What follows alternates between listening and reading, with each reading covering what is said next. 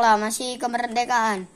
Banyak peristiwa terjadi sebelum proklamasi kemerdekaan di Indonesia. Salah satu peristiwanya adalah penjarahan Jepang di Asia Pasifik saat Hiroshima dan Nagasaki dibom atom oleh Amerika.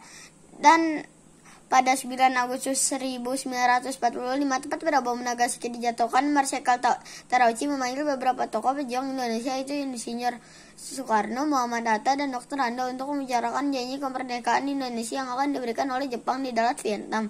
Dan di 10 Agustus 1945, pemuda Indonesia menjadi bahwa Jepang akan menyerah kepada sekutu tanpa syarat, yang menjadikan perpecahan dan terjadi peristiwa kedua Rengas Dengklok.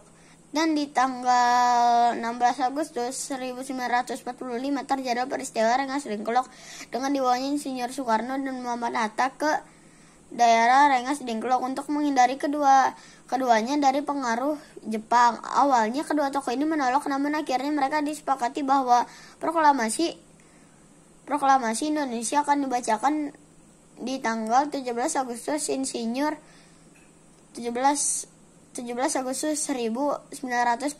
Insinyur Soekarno dan Muhammad Hatta pun dibawa kembali ke Jakarta untuk menemui dua petinggi Jepang, namun kedua petinggi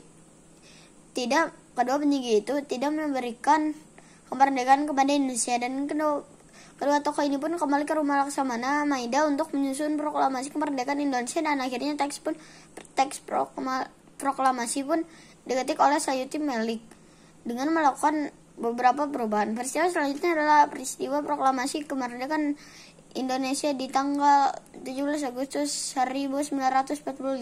Suasana proklamasi dihadiri banyak orang, berita kemerdekaan pun disebarluaskan, yakni dengan cara memperbanyak teks proklamasi, mengirimkan utusan-utusan ke berbagai daerah, dan menyiarkan melalui radio, menyebarkan berita melalui poster dan coretan-coretan di dinding.